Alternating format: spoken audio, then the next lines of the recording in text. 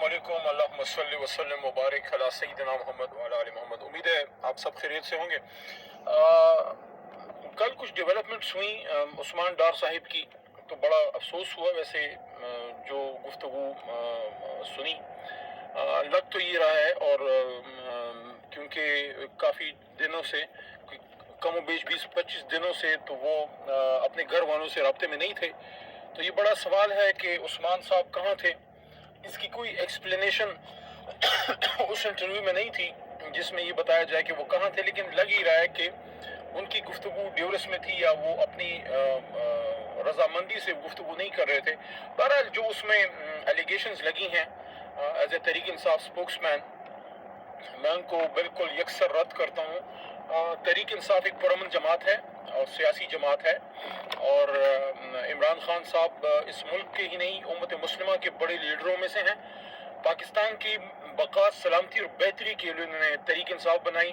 ہم جیسے middle class کے پڑھے لکھے جتنے بھی لوگ تھے، ان کو پاکستان کی سیاست پہ آنے کے لیے انہوں نے کنونس کیا کہ اس ملک کو ٹھیک کرنے کے لیے اس کے ادارے ٹھیک ہوں، اس کا نظام میرٹ پہ چلے، اکاؤنٹیبلٹی کا سسٹم ہو، یہاں کرپشن ختم ہو، یہاں قابل لوگ آگے آئیں، یہاں بہترین گورننس ہو، عوام کو سہولت ملے، اور اس کی بہت سی مثالیں ہماری حکومت میں ہیں۔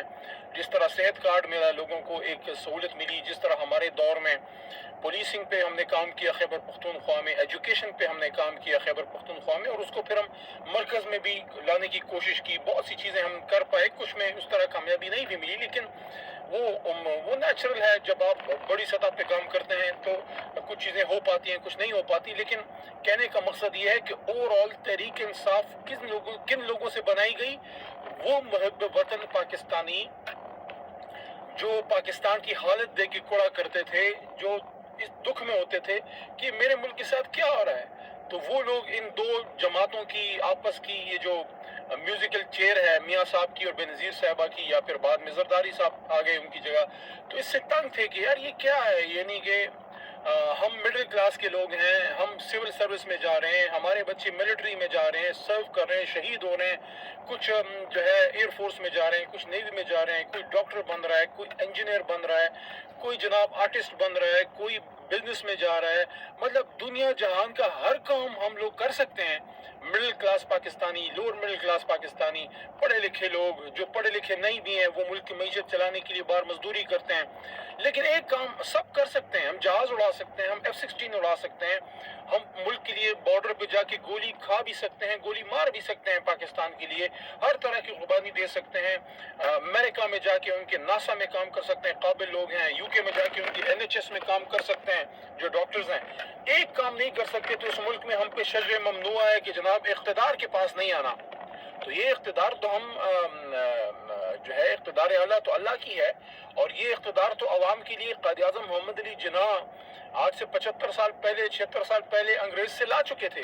پھر کس کو یہ حق ہے کہ وہ یہاں دروازے بنائے کہ اس نے کرنا ہے اور اس نے نہیں کرنا؟ تو یہ جو مڈل کلاس ہے، یہ جو ڈس انفرینچائز تھی، یہ جو پڑھے لکھے لوگ جو سائڈ پہ پھینک دیے گئے تھے، جن کا کام صرف ووٹ ڈالنا تھا، بلکہ اکثر تو ووٹ ڈالنے بھی نہیں جاتے تھے، کیونکہ جو جماعتیں، جو لوگ کھڑے ہوتے تھے ان سے وہ مینٹلی اپنے آپ کو کنیکٹ نہیں کر سکتے تھے۔ یار ایک آدمی ہے، محنتی ہے، ایک ڈاکٹر ہے، وہ محنت کرتا ہے، ایک انجینئر ہے، محنت کرتا ہے، ایک ایماندار سرکاری افسر ہے، وہ کیوں جا کے کسی کرپٹ آدمی کو جناب جا کے ووٹ ڈالے؟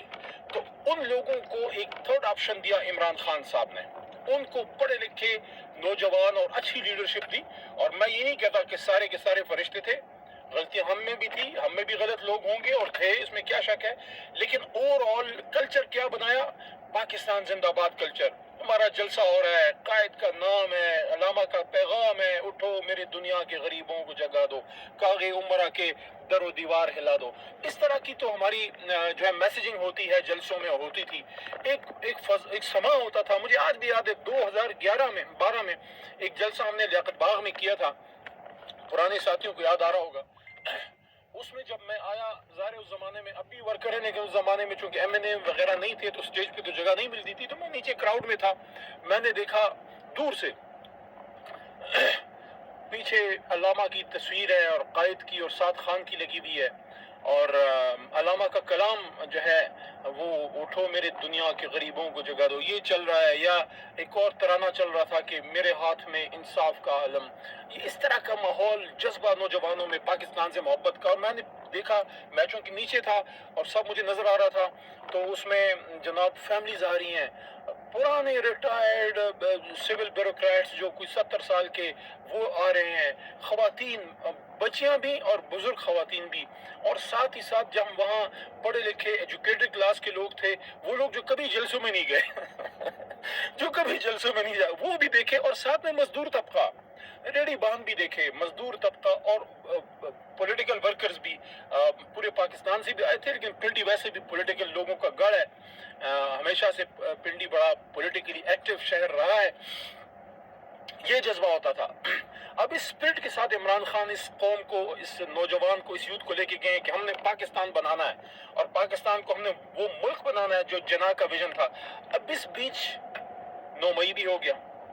اچھا 9 مئی میں کچھ غلط بھی ہوا، کچھ لوگ پروٹیسٹ پہ گئے، ان میں سے کچھ پبلک پلیسز پہ رہ گئے، اور کچھ وہاں ڈیفنس انسٹالیشنز پہ جو کچھ ایک جگہ تھی کینٹسمنٹس میں گئے، وہ غلط تھا. جو گئے وہ پارٹی کی پالیسی نہیں تھی، نہ خان صاحب کی ڈائریکشن تھی.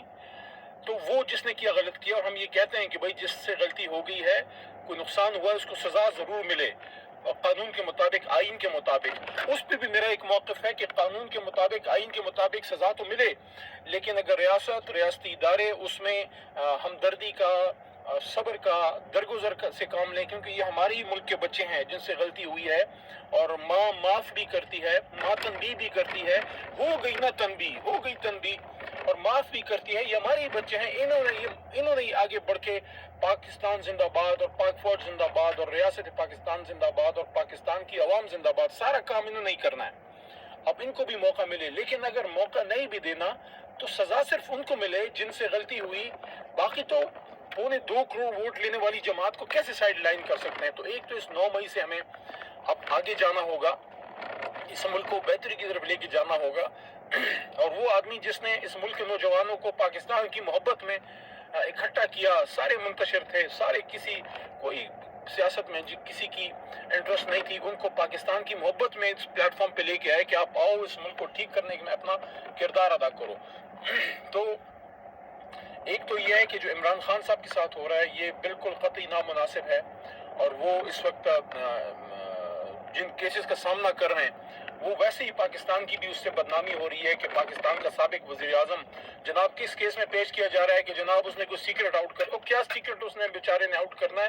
وہ پہلے ہی ڈی کلاسیفائی ہو چکا ہوا ہے، اور انہوں نے تو کوئی ایسی سیکرٹ تحریر بھی کسی کو پڑھ کے نہیں دکھائی، بلکہ جو کیبنٹ کے ممبرز تھے ان تک کو جو ہے وہ سائفر نہیں دکھایا گیا، صرف اس کے مندرجات کا خلاصہ تھا جب جب اس کو ڈی کلاسیفائی کر رہے تھے. تو جو سائفر ڈی کلاسیفائی ہو چکا ہے تو اس پہ کیا کیس جو ہے وہ بننا، بلکہ اصل تو چیز یہ تھی کہ یہ چیز سامنے آئے کہ بھئی کوئی بیرونی طاقت کیسے ہمیں ڈکٹیشن یا ڈائریکشن دے سکتی ہے. کسی کی کیا ضرورت ہے کہ جناب اس کو ہٹاؤ تو یہ ہو جائے گا، اس کو ہٹاؤ تو وہ ہو جائے گا، فلانا عمران خان صاحب اگر ہٹ جاتے ہیں تو ہم آپ کو معاف کر دیں گے، اور اگر نہیں ہٹیں گے تو آپ کو کنسیکوینسز یا آپ کو سخت معاملات کا سامنا کرنا پڑے گا. دیکھیں یہ چیزیں جو ہیں یہ کسی بھی غیرت مند قوم کے غیرت کے خلاف ہے، تو یہ چیزیں نہیں ہونی چاہیے. میرے خیال میں اس طرح کے کیسز، ان بودے کیسز سے کچھ نہیں نکلنا، اور اس طریقے سے کسی کو -1 یا سائیڈ لائن بھی نہیں کیا جا سکتا. تمام پولیٹیکل لیڈرشپ کو بیٹھنا چاہیے، ملنا چاہیے، اور ان مسائل کا حل نکالنا چاہیے، الیکشن کی طرف ملک کو لے جانا چاہیے. میں عمومی بات کرتا ہوں کہ چاہے کسی بھی جماعت کا ورکر ہو، میں تو چونکہ پولیٹیکل ورکر ہوں سب سے رابطہ رہتا ہے، تو جو نون کا ورکر ہے، جو پیپل پارٹی کا ورکر ہے، اپنے ملک میں بھی، اپنے علاقے میں بھی دیکھا، ملک میں بھی ہر شہر میں جا کے دیکھا، اور تحریک انصاف کا ورکر ہے، سب کے سب محب وطن پاکستانی ہیں. صرف پالیسی کا اختلاف ہو سکتا ہے، کسی کو میاں نواز شریف پسند ہے، کسی کو جو ہے بھٹو صاحب کی وجہ سے وہ پیپل پارٹی میں بلاول صاحب یا زرداری صاحب کے پیچھے کھڑا ہے، اور ظاہر ہے majority of youth Imran Khan صاحب کے ساتھ ہے پاکستان کی محبت میں. میرے خیال میں ایسا کوئی مسئلہ مجھے تو نظر نہیں آتا کہ اس کا حل نہ نکل سکے. معاملات مشکل ہیں، اگر اس کو ایزی لیں تو ایزی نہیں لے سکتے. اس میں تھوڑا سا سب کو वन स्टेप डाउन करना पड़ेगा, थोड़ा सा अपनी अना को जो है मैं ये नहीं कहता अपनी अना ख़त्म करें, हर इंसान में कुछ ना कुछ अना तो बहरहाल रहती है, लेकिन थोड़ा सा मुल्क की खातिर अपनी अना को एक साइड पे रख के मुल्क का सोचें कि ये क्या हो रहा है। अगर आज हम एक इस नुक्ते पे इकट्ठे हो जाएं कि भाई एक पुरअमन और ट्रांसपेरेंट इलेक्शन हो और इसके बाद जो भी हुकूमत में आएगा वो प्रोसिक्यूट नहीं करेगा। तहरीक इंसाफ की तरफ से तो मैं कहता हूँ और खान साहब की भी ये विजन है कि हमने ज़ाती इंतकाम किसी से नहीं लेना, ज़ाती इंतकाम पे हम यकीन नहीं रखते। हाँ, जिसने मुल्क का नुकसान किया है, करप्शन किया है या कोई और गलत काम किया है, उससे भी आइन के मुताबिक अदालतें जो है उसका फैसला करें। मुल्क को आगे ले जाना है। ये 24-25 करोड़ अवाम अब इस वक्त महंगाई में रुल रही है, पिस रही है, और अब तो आम आदमी मोटरसाइकिल में भी पेट्रोल डालने का जो है वो उसकी वस नहीं है, और बच्चों की फीसें और महंगाई और बिजली के बिल और दवाइयाँ और इस तरह की चीज़ें, यानी कि आम पाकिस्तानी इस वक्त he is struggling hard to make his ends meet. एक महीना गुजारना जो है मुश्किल हो रहा है। तो हमें अपने मुल्क की खातिर बात करनी चाहिए और तहरीक इंसाफ से भी बात करनी चाहिए, और बाकी पॉलिटिकल जमातें भी जो है वो भी इंगेज करें एक दूसरे से। और मैंने इस पे तजवीज़ दी थी कि सदर ममलिकत के नीचे एक बैठक हो जिसमें सब ज़िम्मेदार लोग और पॉलिटिकल फोर्सेस सारे बैठें, और एक नुक्ते पे कि भाई फ्री एंड फेयर इलेक्शन हो, और ये भी नुक्ता कि भाई प्रोसिक्यूशन ज़ाती इंतकाम कोई नहीं लेगा, सियासत से ज़ाती इंतकाम का अखाड़ा कोई नहीं बनाएगा। हाँ, मुल्की मामलात में आइन को अपना रास्ता, कानून को अपना रास्ता लेने दें। जिसने गलत काम किया है, अली है, आप हैं, कोई है, वो दे शुड फेस इट। लेकिन बहरहाल हासिल वसूल गुफ्तगू का ये है कि समझदार कौमें वो हैं और जो पढ़े लिखे लोग हैं, जो मुल्की मामलात को, जो कौमें आगे गई हैं, तो वो इस तरह के सदमों से और इस तरह की चीज़ों से वो सबक सीखते हुए फिर वो आगे जाते हैं। बड़ी बड़ी कौमें मजबूत हुई। दूसरी जंग अजीम के बाद जर्मनी को आप देख लें, मुझे आज भी याद है डॉक्टर जावेद इकबाल की किताब है अपना गिरबान चाक, किसी ने नहीं पढ़ी तो पढ़ लें, अच्छी किताब है। अलामा साहब के बेटे हैं जावेद इकबाल साहब, और हमारे सेनेटर वलीद इकबाल साहब के वालिद खुद ये बड़े पाए के लिखारी भी थे और बड़े जज रहे हैं। तो वो अपना एक वाक़या बताते हैं कि वो जर्मनी गए थे पढ़ने, तो वहाँ रात को हथौड़ों के पढ़ने की आवाज़ें आती थी, सारी रात आवाज़ें आ रही है। तो उन्होंने सुबह पूछा कि भाई आप लोग सोते नहीं हैं? तो उनको बताया गया कि जनाब हमारा मुल्क दूसरी जंग अजीम में तबाह हुआ है, हम सोएंगे, हम आराम भी करेंगे, लेकिन हम काम करते हैं ताकि अपने मुल्क को खड़ा कर सकें। जर्मनी आज देखें किधर है, खड़ा हो गया पैरों पे, बड़ी मईशत है, यूरोप का माशी जो है इंजन है ये। और दूसरी तरफ आप जापान को देख लें कहाँ पहुंच गया। हमारे साथ ही जो है चाइना 1 साल बाद आज़ाद हुआ, वो देखें वो कहाँ पहुंच गया। हम और हिंदुस्तान इकट्ठे आज़ाद हुए थे, तो हमारा तो दुश्मन है, हरीफ है, लेकिन ये अब ज़रूर एक्नॉलेज करना पड़ेगा कि हम क्या कर रहे हैं और वो किधर पहुंच गए हैं। दुनिया उनको कहाँ देख रही है और हमें कहाँ देख रही है। हमारा डॉलर देख लें, हमारी मईशत देख लें, ये सारी चीज़ों पे फोकस करना है। ये होगा तब जब हम थोड़ा सा अपना दिल बड़ा करेंगे और इस वाक़े से अब आगे बढ़ेंगे। इसलिए मैं कहता हूँ कि मूव ऑन, जो मैंने परसों भी बात की थी कि मूव ऑन फ्रॉम 9 मई, इससे आप आगे बढ़ें और इस मुल्क को आगे लेके जाएं। हम में से कोई भी गैर मुहब्ब वतन नहीं है। कौन है ये, एक ही घर से एक बच्चा सियासतदान बनता है, उसी घर से एक बच्चा काकूल जाके PMA से लेफ्टिनेंट बन जाता है, ये जनाब जाके कोई काउंसलर या मिनिस्टर बन जाता है, दूसरा जाके कोई मेजर या कोई लेफ्टिनेंट जनरल बन जाता है, या अगर सिविल ब्यूरोक्रेसी में है तो डिप्टी कमिश्नर या कोई सेक्रेटरी वगैरह लग जाता है।